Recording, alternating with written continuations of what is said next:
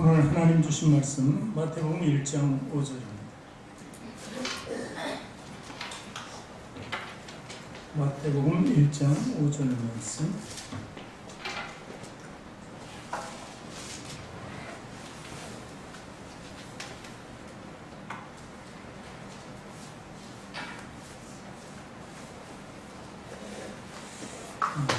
다 찾으시면 한 목소리 함께 읽겠습니다. 살몬은 라합에게서 보아스를 낳고, 보아스는 루sek에서 오벳을 낳고, 오벳은 이새를 낳고. 룻기서도 한번 보겠습니다. 룻기서 1장 1절부터 18절까지 말씀. 룻기서 성경에는 401면이 기록되어 있습니다. 성경, 구약성경 401쪽.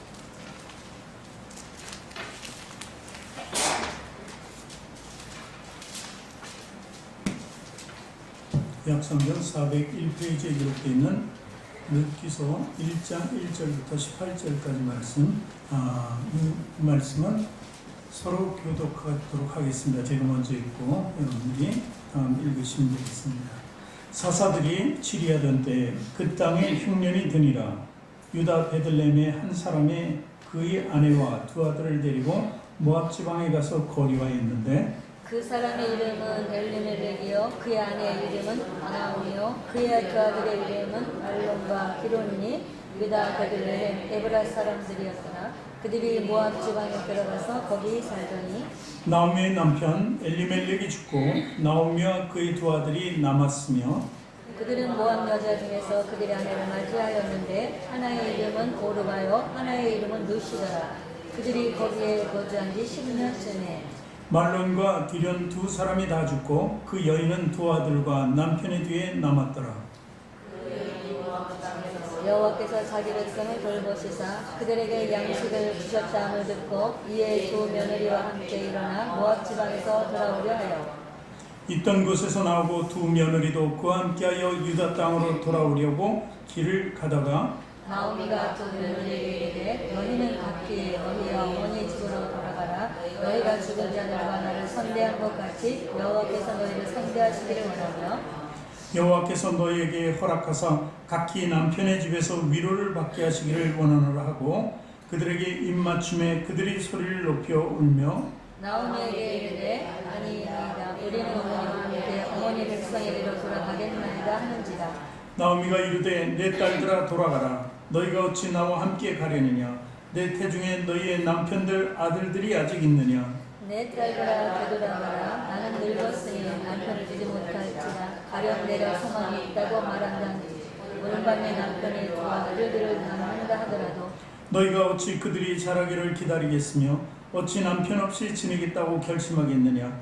내 딸들아 그렇지 아니하니라. 여호와의 손이 나를 치셨으므로 나는 너희로 말미암아 더욱 마음이 아프도다 하며 그들이 소리를 높여 다시 울더니 오르바의 그의 시어머니를 입맞추되 무슨 그들을 쫓았더라. 나오미가 또 이르되 보라 내 동서는 그의 백성과 그의 신들에게로 돌아가나니 너도 너희 동서를 따라 돌아가라 하니 루시 이르되 내게 어머니를 떠나며 어머니를 따르지 말고 돌아가라 강건하지 마옵소서. 어머니께서 가시는 곳에 나도 가고 어머니께서 머무는 곳에 나도 머물겠나이다. 어머니 백성이 나의 백성이 되고 어머니 하나님이 나의 하나님이 되시리니 어머니께서 죽으시는 곳에서 나도 죽어 거기 묻힐 것이라. 만일 내가 죽는 일 외에 어머니를 떠나면 여호와께서 내게 벌을 내리시고 더 내리시기를 원하나이다 하는지라. 나오미가 루시 자기와 함께 가기로 굳게 결심한 보고 그에게 말하기를 그치니라. 아멘. 두 손을 가슴에 얹고 저를 따라보게 하시기 바랍니다. 하나님께서는 나를 사랑하신다. 하나님께서 나를 사랑하신다.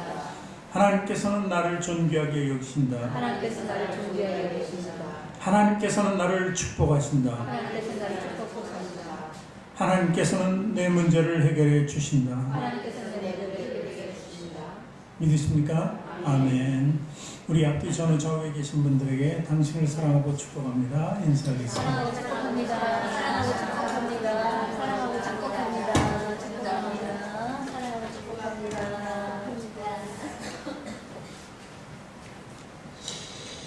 오늘 말씀은 보니까 마태복음 1장 5절 보니까 지난주엔 라합을 얘기했는데 오늘은 또 라합의 며느리가 되는 룻이 등장하는 것을 볼 수 있습니다. 이들은 참으로 마태가 기록한 예수님의 족보에 기록된 어떻게 보면은 정말 거룩하지 않고 정말 천하고 그리고 이방 사람이고 의상을 섬기던 사람들인데 하나님께서 축복을 해주셔서 그리고 성경이라는 이곳에 축복의 자리에 이름이 걸려있는 것입니다. 참으로 대단한 사람들입니다.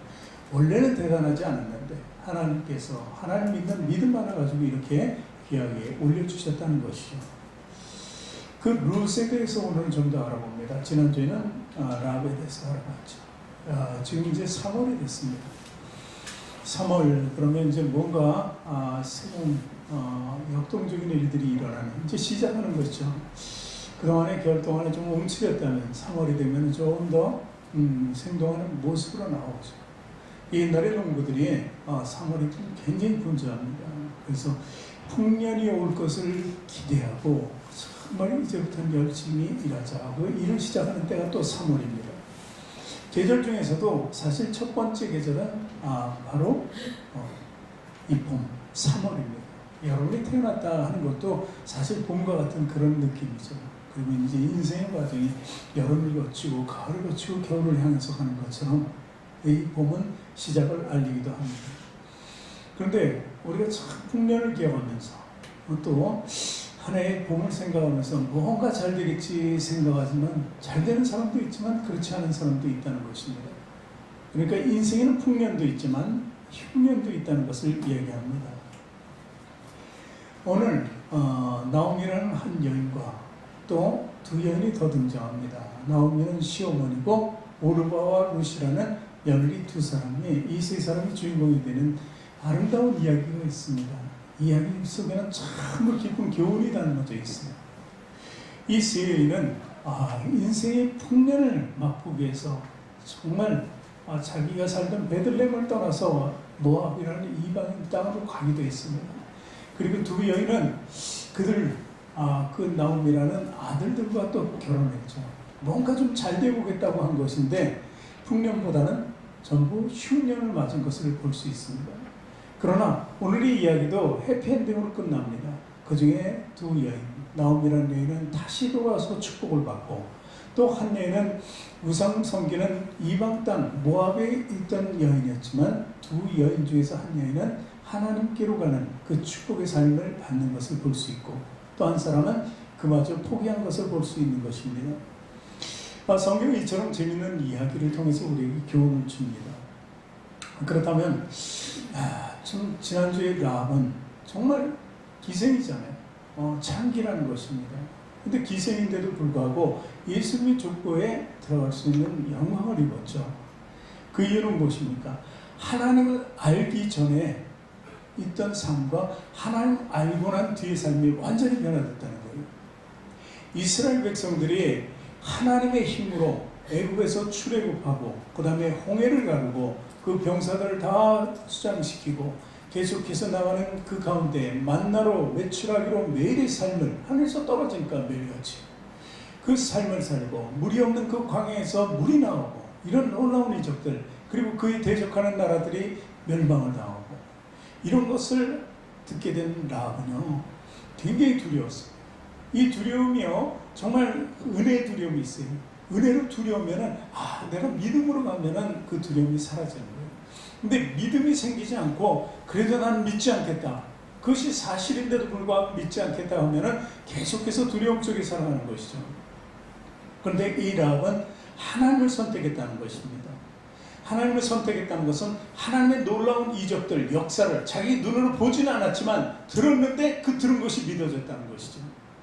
그러니까 라합의 믿음이 바로 듣는 믿음이었어요. 우리도 사실 홍해가 갈라지는 것을 보았습니까? 영화로 만든 것은 봤어도 실제로 보지는 못했어요. 그 시대에 살지 않았으니까. 여러 가지 이적들을 성경에 나오는 이적들을 우리는 보지 못했어요. 그런데 믿어지잖아요. 그것이 믿음이에요. 그래서 라합도 그 믿음을 통해서 구원받았는데 우리는 그보다 좀 낫지 않느냐는 거죠. 그러니까 우리도 하나님 말씀을 믿고 그리고 또 성경을 믿는 것 그 믿음으로 다 구원받을 수 있다는 것을 이야기하는 것입니다. 우리는 비록 이 성경책에 기록될 수는 없지만 우리는 어디에 기록됩니까? 하늘나라의 생명책에 기록된다는 사실입니다. 자, 그래서 오늘 마태가 참 이렇게 보는 거예요. 기생 라합도, 오늘 룻도 과부잖아요. 우리가 읽어보니까 과부였다는 사실인데 이 과부의 몸에서 또 예수님의 족보가 계속 형성되었다는 거예요. 그것은 무엇을 보여주냐? 마태라는 사람은 직업이 뭐예요? 세리였습니다. 세리. 당시에 매국노였어요. 로마의 세금을 바치기 위해서 자기 백성들의 그 폐사를 뜯어먹는 그런 사람이었대요. 로마에도 바치고 자기도 챙기는 그런 악한 사람이었어요. 그래서 죄인 중에 죄인이라고 했던 것이 마태였다는 것입니다. 그러니까 마태도 변화됐잖아요. 그러니까 마태가 변화됐을 때 나뿐만이 아니다. 그 기생 라합도 구원받았다. 룻도 구원받았다. 이렇게 써하는 거예요. 그러니까 과부의 심정을 누가 알아요? 호레비가 알아요. 그래서 참으로 이 마태는요, 참 기록할 때 자기가 은혜를 쓰기로 한 거예요. 자기를 빗대가면서 할 수 있었다는 것이죠. 어쨌든 오늘 성경을 보면은 이제 세 여인이 등장합니다. 그 세 여인을 보고 우리는 어떤 기운을 받아야 되나? 하나님은 우리에게 무슨 말씀을 하시는가 좀 알아보기 원합니다. 첫 번째로 우리가 볼 것은 하나님을 떠난 나오미를 볼 수 있습니다. 나오미로 시작되죠. 나오미 한 가정입니다. 남편 이름이 엘리멜렉이죠. 그리고 아들 둘이 있었습니다. 이 둘이 이제 자기가 살던 곳을 떠나는 장면이 나오죠. 그것이 바로 룻기에서 1장 1, 2절입니다. 같이 읽습니다. 사사들이 치리하던 때 그 땅이 흉년이 되니라. 유다 베들레헴의 한 사람의 그의 아내와 두 아들을 데리고 모압 지방에 가서 거류했는데 그 사람의 이름은 엘리멜렉이요 그의 아내 이름은 나오미요 그의 두 아들의 이름은 말론과 기련이니 유다 베들레헴 에브라 사람들이더라. 그들이 모압 지방에 들어서니 거기 살더니 당시에는 왕이 없었습니다. 왕조는 후에 이제 사무엘을 통해서 사울 왕이 첫 번째 되고 다음에 다윗 왕이 되죠. 근데 이때는 나라는 없었습니다. 그런데 이 가정, 한 가정을 소개해요. 베들레헴이라는 곳을 이야기합니다. 이 지명을 얘기하면서 그리고 이 가족을 소개하고 있는 것입니다. 근데 또 보니까 바로 그 다음에 이어지는 말씀이 이 여인, 이 한 가정의 흉년이다 하는 것을 볼 수 있습니다. 베들레헴도 흉년이었지만 이 가정도 흉년을 맞게 됩니다. 그래서 3절, 4절, 5절을 보니까 나오미의 남편 엘리멜렉이 죽고 나오미와 그 두 아들이 남았으며 그러면서 남편이 죽은 것을 보여줍니다. 근데 아들 둘이 있었어요. 그런데 4절 보니까 그 아들 모압 여자 중에서 아내를 취했는데 이미 베들레헴을 떠나서 모압으로 갔죠. 베들레헴이 흉년이니까 조금 나은 곳으로 간 곳이 모압이었는데 모압에서 정말 인생의 큰 흉년을 만나요. 이것은 먹고 살 것이 없는 게 아니라 가족을 잃어버리는 슬픔에 당하는 거죠. 그럼 모압 여자 중에서 아내를 취했는데 하나는 오르바, 하나는 또 룻이더라. 그래서 10년쯤 그렇게 살았는데 남편이 없어도 조금 행복감이 있었는지 몰라요. 그런데 5절 보니까 말론과 기련 두 아들이 죽고 그 여인은 두 아들이 남편의 뒤에 남았더라. 그러니까 이 집에 남은 누구예요? 세 사람 남았습니다. 나오미하고 그 다음에 오르바와 룻 세 사람. 이 세 사람의 공통점은 뭡니까? 과부죠. 다 남편들을 잃었다는 것입니다. 우리가 처음 시작이 굉장히 중요합니다. 우리의 삶도. 이 베들레헴이라는 것은 하나님이 계신 곳이에요. 우리가 교회라는 것을 상징할 수도 있는 것입니다. 이 베들레헴은 떡집이라는 곳이에요. 좀 더 깊이 히브리어로 번역해보면 하나님이 말씀이 거하는 곳입니다. 그러니까 하나님 말씀 그 자체가 베들레헴 떡이라는 것이죠. 그래서 그 떡이라는 의미를 예수님께서 우리에게 보여주는데 내가 누구라고? 떡이라고 했어요. 내 육신의 떡이라고 말씀했어요. 그 육신 속에서 나오는 말씀이 떡이라는 것이죠. 결국 예수님의 육신이 떡이고 그리스도의 입에서 나오는 모든 복음이 바로 베들레헴을 칭하는 것입니다. 사실 다윗도 그리고 예수님도 결국 그 베들레헴 땅에서 태어나시게 됩니다. 자, 그래서 보면은 인생의 최고의 가치, 신앙 속에 최고의 가치가 있는 사람들이 살아야 할 곳은 바로 예나 지금이나 어디에? 베들레헴이에요. 하나님 말씀이 가는 거예요. 말씀이 계신 것, 하나님의 뜻 안에 있어야지 시냇가에 심은 나무처럼 살 수 있는 거지 않습니까? 늘 내가 먹고 싶은 것을 먹을 수 있고, 그리고 어려움 없이 충분히 공급받을 수 있는 것 공급받고, 사철 푸르며 그리고 열매를 맺을 수 있는 그 삶이 바로 하나님의 말씀이 계신 것입니다. 그런데 오늘 보니까 그 베들레헴에 기근이 들었다 하는 것이죠. 그래서 떠났다. 사실 먹고 사는 게 큰 문제긴 합니다. 그래서 그 떡집을 떠났다 하는 것은 인생의 최고의 가치를 모르고 떠났다는 거예요. 잠시 다가온 고난, 잠시 다가온 흉년 속에서 나는 피할 곳을 찾았다는 거예요. 세상적인 생각을 가지고 피했다는 것이 오늘 나오는 것입니다. 그러나 하나님의 저를 떠나면 다 잃게 되어 있어요. 오늘 남편과 두 아들을 잃었다고 분명히 지금 말씀을 읽었습니다. 돌아온 탕자에 비해서 아버지의 집을 떠난 탕자가 많은 것을 가져갔지만 다 잃어버렸잖아요. 그러니까 아버지, 하나님 말씀을 떠나면 그리스도인들은 다 잃게 돼 있다는 것을 이야기하는 것입니다.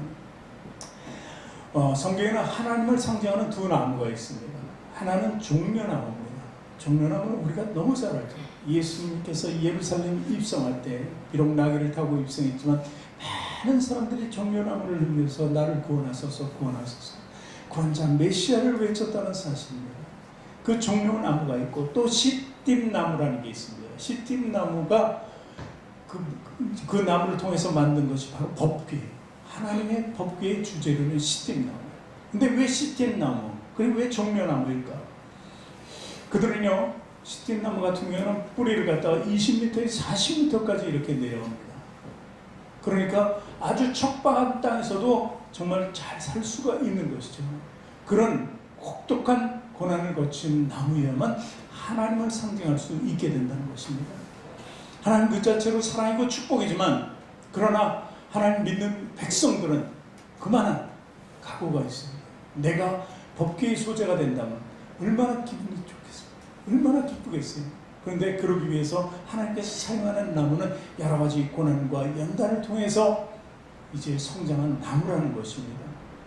그러므로 우리는 조금 내 인생의 풍년이 흉년으로 바뀌었다고 해서 우리 잘 떠나면 되지 않는다는 것을 보여준 것입니다. 우리가 하나님 믿고 예수를 믿는다는 것이 뭡니까? 십자가의 삶을 하는 거예요. 십자가의 삶이라는 게 단순합니다. 고난의 삶이에요. 고난의 삶. 그런데 그 고난의 삶을 살기 위해서 나도 주를 따라 내 십자가를 지겠다는 고백이 있는 사람들이 그리스도인이잖아요. 그렇다면 우리는 예수님처럼 고난을 감내할 수 있는 믿음을 가져야 한다는 것이죠. 창세기 26장 2절을 한번 읽어보면 같이 읽습니다. 여호와께서 이삭에게 나타나 가라사대 애굽으로 내려가지 말고 내가 너에게 지시하는 땅에 거하라. 이삭은 아브라함의 아들이었습니다. 근데 이삭이 살고 있는 그랄 땅에 흉년이 들은 거예요. 그러니까 옮기고 싶죠. 이삭도 어딘가 먹을 것을 찾아서 나가야 되지 않나 이렇게. 근데 하나님께서 떠나지 말라고 하셨습니다. 떠나지 않고 버텼습니다. 버틴 결과는 어떻습니까? 창세기 26장 12절 13절의 결과가 나옵니다. 이삭이 그 땅에서 농사하여 그의 100배나 얻었고 여호와께서 복을 주심으로 그 사람이 창대하고 왕성하여 마침내 거부가 되었다. 하나님을 떠나지 말라는 거예요. 고난 중에 떠나지 말라는 거예요. 내게 큰 일이 있어요. 어려운 일이 있어요. 세상적이고 육신적인 일이에요. 그렇지만 그것을 통해서 우리가 하나님을 외면해서는 안 된다는 거죠. 보다 중요한 것은 바로 나의 영혼, 하나님을 믿는 자녀가 된다는 것입니다. 그 신분을 버려서는 안 된다는 것을 의미하는 것입니다. 또한 우리는요, 오늘 나오미를 통해서 하나님을 떠나지 말라는 아주 강력한 권고를 받는 거예요. 주님께서는 절대 떠나지 말라 이렇게 얘기합니다. 그래서 많은 것을 잃어버렸습니다. 그 과부만 둘 얻은들, 그것도 둘 다 자기의 피줄은 아니잖아요. 그런데도 불구하고 이 인생의 흉년을 맛보고자 했던 나오미에게 인생의 흉년은 계속되었습니다. 오히려 두 사람이 걸림돌이 되는 거예요. 나는 다시 베들레헴으로 돌아가는데 얘네들이 따라 나서니까 둘이 정말 이게 난감한 거 아닙니까? 이방 여인들이잖아요. 자기 혼자 가도 정말 남들이 조롱할 텐데 너무 동네 떠나서 왜 이렇게 다 망쳐서 돌아왔느냐. 그래서 나오미가 돌아갈 때 나오미라고 부르지 말고 뭐라고 말하라 부르라. 나를 말하라. 말하는 쓴물이에요. 나의 잘못 죄라는 거예요. 나는 죄인이다라고 나오미라는 이름은 전혀 지워져 버렸고 그 말하는 이름을 가질 수밖에 없는 인생이 됐는데 또 이방 여인까지 데리고 가면은 사람들이 얼마나 오는 거예요. 저 여자들은 도대체 왜 왔냐? 왜 왔어? 너를 따라서 왜 왔냐? 이렇게 손가락질 받을 수밖에 없는 그런 나옴이라는 것입니다. 떠나지 않았다면 어떤 현상이 있었을지 그 누구도 모르죠. 그러나 성경 분명히 얘기합니다. 10년 뒤에 다 죽고 나니까 베들레헴이 이제 풍년이 다 들은 거예요. 그렇죠? 그러니까 베들레헴에 하나님의 은혜가 쏟아져서 다 뭐 양식이 이제 많아지고 하니까 다시 또 돌아가자예요. 다시 또. 왜 기다리지 않고 모든 것을 다 잃어버리고 이제 미안한 마음으로 돌아오려고 합니다. 그래도 하나님께서는 돌아오기를 원하시죠. 그래서 결국 나오미는 돌아온 것입니다. 하나님을 떠났다고 해서 돌아올 길을 막아버린 것이 아닙니다. 네가 이제 그 정도 알았으면은 네가 그토록 나를 떠나서 방황하고 비참한 생활을 했으면 그럼 다시 돌아오는 거예요. 사실 이 돌아오라는 말이 1장에 굉장히 많이 나옵니다. 많은 숫자로 돌아오라. 모든 성경이 다 돌아오라지만 오늘 말씀 속에서는 돌아온다는 말도 우리에게 굉장히 중요하게 남고 있다는 것입니다.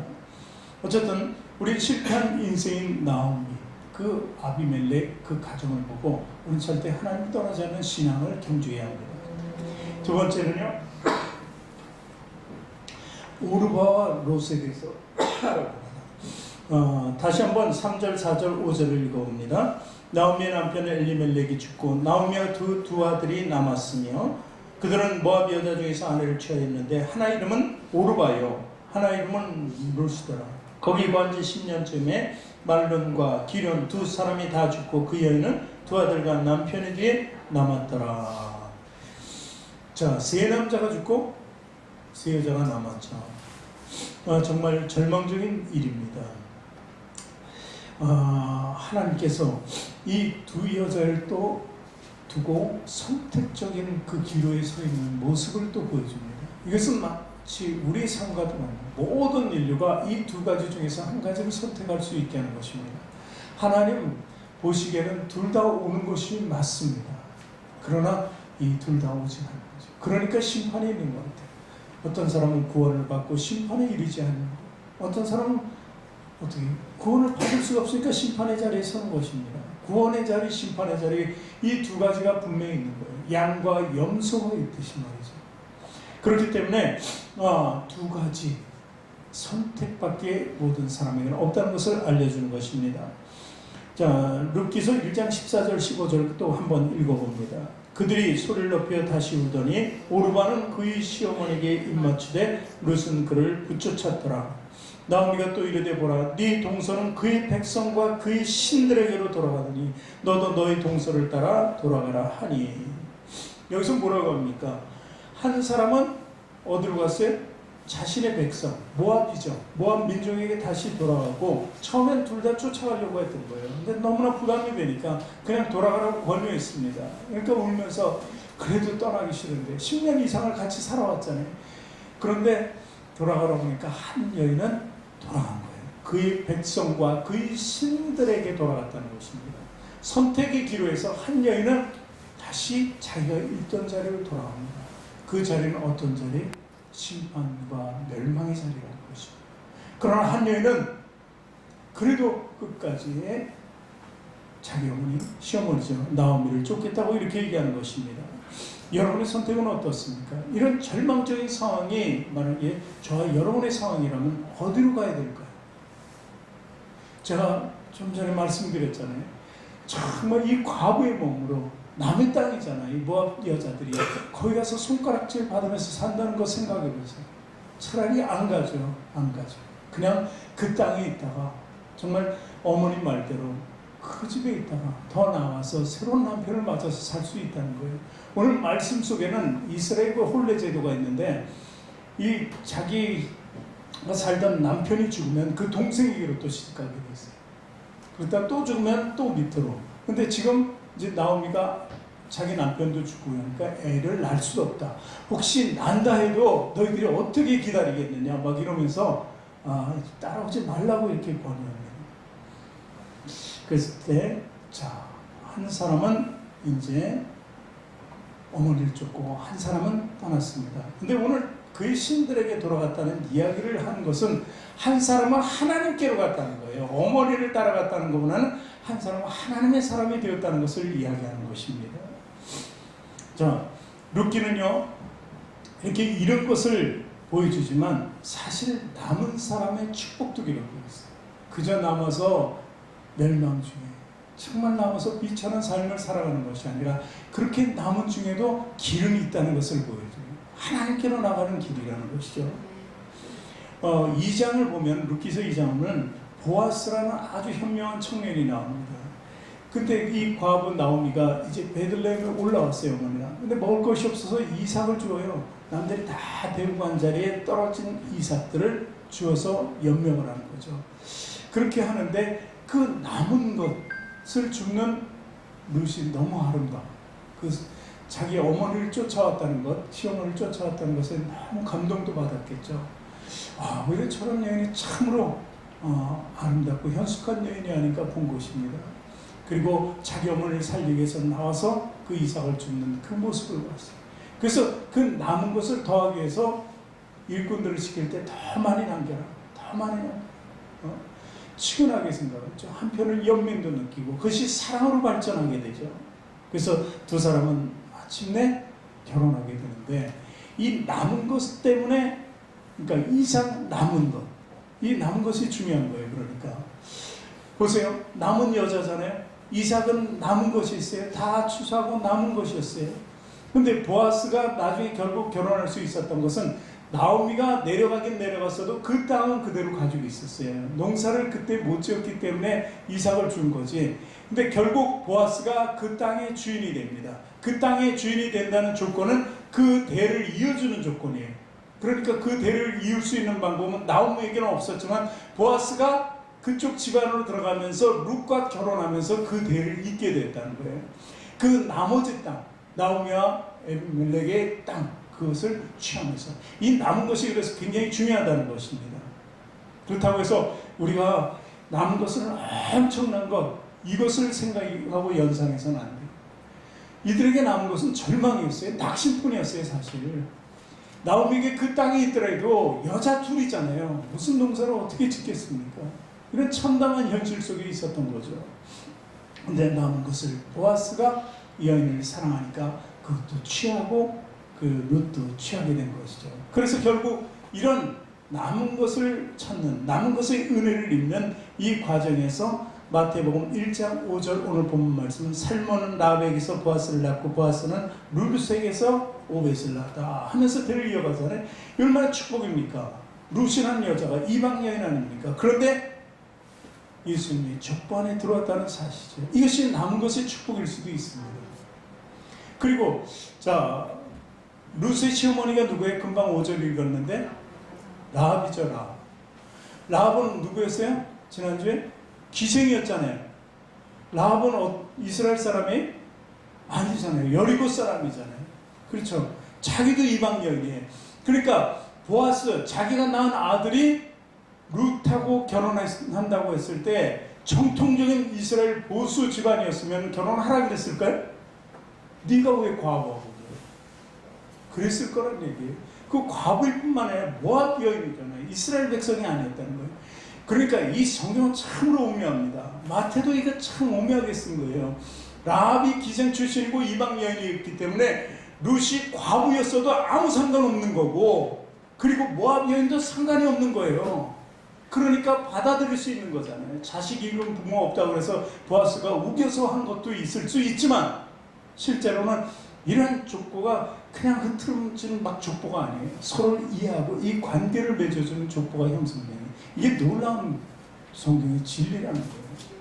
그냥 보면 이게 무슨 뜻인지 몰라도 우리가 좀 깊이 들여다보면 하나님의 놀라운 섭리를 알 수 있는 거예요.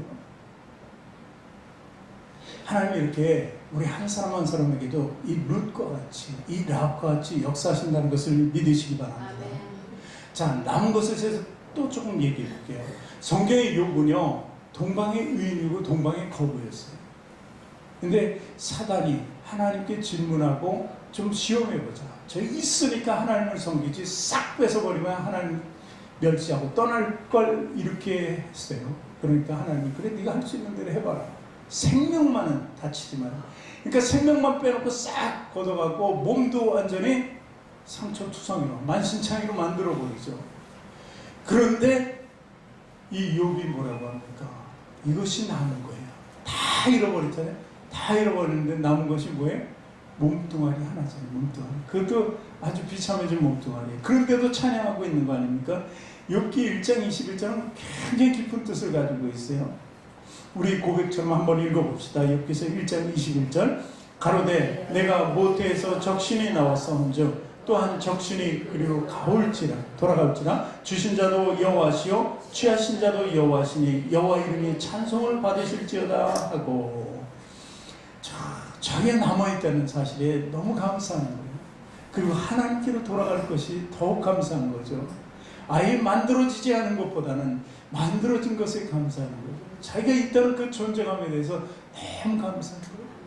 없는 사람은 늘 없으니까 그냥 없어도 그냥 감사 그렇게 할 수 있는데 있던 사람이 다 없어지면 이게 감사가 나올 수 있습니까?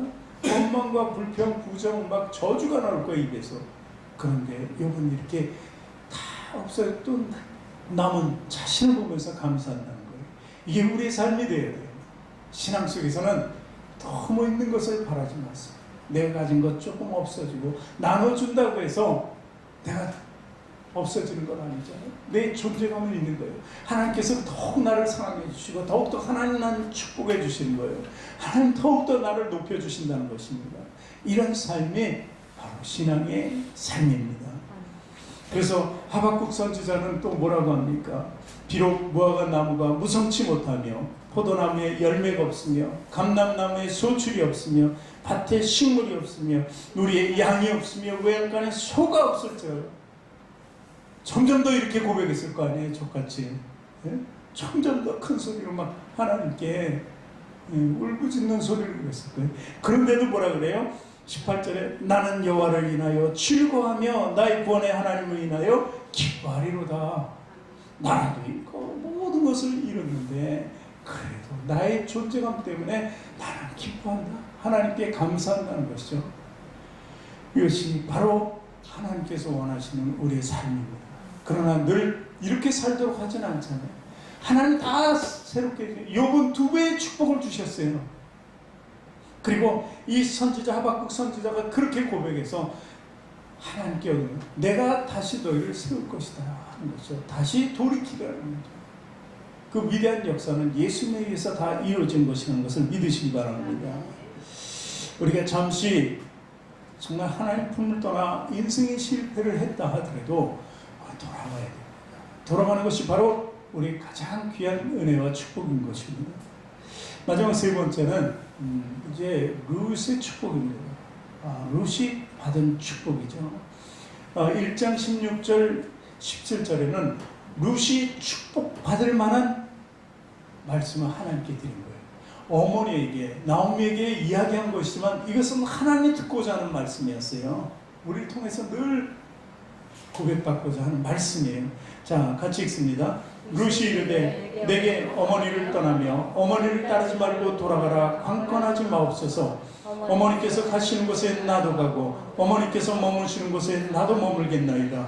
어머니의 백성이 나의 백성이 되고 어머니의 하나님이 나의 하나님이 되시리니 어머니께서 죽으시는 곳에서 나도 죽어 거기 묻힐 것이라. 만일 내가 죽는 일 외에 어머니를 떠나면 여호와께서 내게 벌을 내리시고 더 내리시기를 원하나이다 하는지라. 하나님 믿지 않고 하나님을 떠나면 내게 벌 주신다는 거예요. 나는 심판당할 거라는 것을 어떻게 얘기할 수 있어요? 이게 믿음이에요. 이 말씀 2절에서 어머니가 몇 번이나 나옵니까? 8번이나 나와요. 어머니. 친어머니 아니잖아요. 낳아준 어머니 아니잖아요. 시어머니 불과한데도 그 어머니를 왜 그렇게 불렀을까요? 어머니가 믿는 하나님 때문에.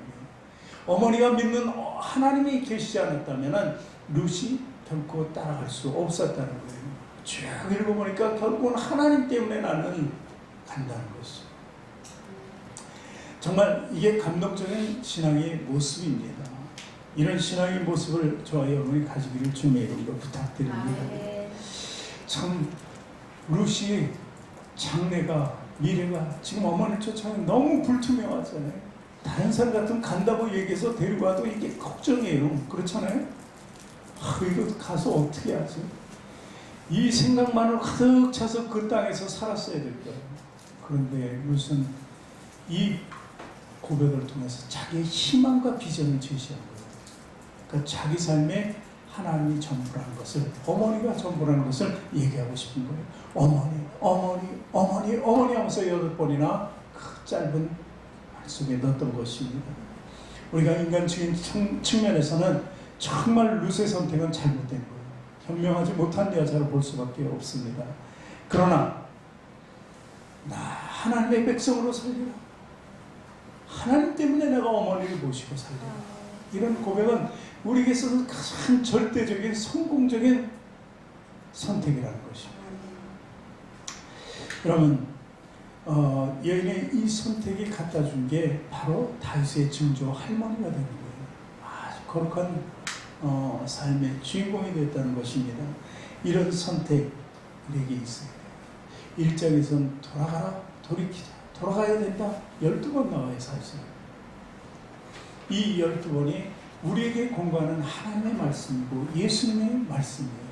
부탁입니다. 내가 너를 보배롭고 존귀하게 여긴다. 기도하실 때가 있잖아요. 보배롭고 존귀하다. 우리 모두가 그런 사람입니다. 이제 우리는 베들레헴 속에 있어야 돼요. 교회 안에 있어야 돼요. 하나님 안에 있어야 돼요.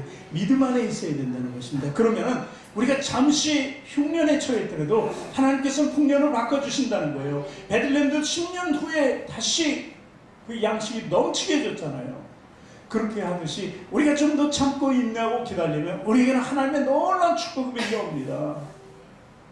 카네기가 그 사무실에 있는 그림에 있잖아요. 이 바다가 있는데 배가 있는데 바닷가에 배가 어디 있어요? 밑에 있는 거예요. 자갈이 있는데 쭉 있는데 그 위에 있어요. 그러니까 그걸 그림을 보면 야, 저 배는 나가지도 못하고 어떻게 하나? 저 배는 쓸모없는 배다. 근데 썰물이기 때문에 거기 있는 거잖아요. 밀물이 들어오면 그 배는 다시 나가게 돼 있다는 것이죠. 이것이 바로 우리의 삶이에요. 비록 남들이 볼 때는 우리의 썰물 안에 있는 그런 움직일 수 없는 그런 사람처럼 보일지 몰라도 잠시 후면 밀물이 들어온다. 우리가 인내하면 분명히 나는 이제 거대한 축복의 바다로 나갈 수 있다는 것이죠. 이것이 저와 여러분의 삶이 되면 얼마나 좋겠어요. 우리도 이렇게 도전적인 신앙을 가지고 도전적인 믿음을 가지고 도전적으로 살아가야 한다는 것이죠. 그렇다면 여기 있는 목사가 아니라 하나님께서 여러분께 얼마나 큰 축복을 주실지 몰라요. 없어도 힘들어도 나눠주고 베풀 수 있는 것, 그것이 나의 전부예요. 하나님과 연관이 되어 있다면, 우리 나오미가 하나님의 사람이니까 연루되어 있잖아요. 그러니까 하나님의 사람이니까 자기가 하나님의 사람을 쫓는 거예요. 하나님의 일이니까 하나님을 쫓을 수 있는 것입니다. 이것이 저와 여러분의 일이 되어야 돼요. 가장 기뻐하시는 하나님께서 우리를 이제 풍년 속에 아주 넣어주신다는 거예요. 축복 속에 아주 넘치는 축복으로 잡아주시는 거예요. 근데 아무것도 안 하고 내가 선택할 때마다 다 다른 방향으로 가면 하나님 붙잡을 수 없으니까, 주려고 해도 우리가 없으니까 주실 수가 없는 거예요. 하나님께서는 하나님과 함께 있는 자를 찾을 수밖에 없는 겁니다. 여러분, 지금이 어렵고 현실이 부정적이고 해도 절대 어렵다, 부정적이라고 생각하지 마시기 바랍니다. 지금 우리는 때를 기다리고 있습니다. 적어도 우리가 죽었을 땐 천국 가잖아요. 기다리다 안 되면 천국 가면 되지 뭐. 안 그렇습니까? 여기 있는 건 아무 소용없습니다. 여기 다 없어졌어도 기뻐하고 찬미하잖아요. 그 아픈 중에도 괴로운 중에도 하나님을 찬미할 수 있는 것, 그것이 우리 최고의 믿음이고 본받을 믿음인 줄 믿으시기 바랍니다. 우리가 비록 마태복음에 써있지는 않지만, 제가 뭐라고 했어요? 어디에 써있다고요? 생명책에 기록되는 거예요. 그 생명책에 기록되어 있는 이름을 날마다 들여다봐야 돼요. 우리 눈에만 보여요? 다른 사람은 몰라요. 내 눈에는 보입니다. 하나님 내 눈에는 보여요. 이 이름 보고 내가 사랑합니다. 하나님 이름이 축복이고 그 자체가 우리의 모든 것입니다 하는 거죠. 이름 바꾸신 분들은 어떤 이름으로 기록되는지 난 잘 모르겠어요. 그렇지만 새로운 이름으로 또 기록되지 않겠습니까? 하나님 주신 이름을 내 말을 통해서 주었으니까 우리는 다 어찌됐든 행복한 사람입니다. 하나님 앞에서 축복받은 사람이 그 삶을 가지고 오늘도 그리고 이 당하는 모든 미래를 축복으로 사시기 바랍니다. 하나님과 함께 바랍니다.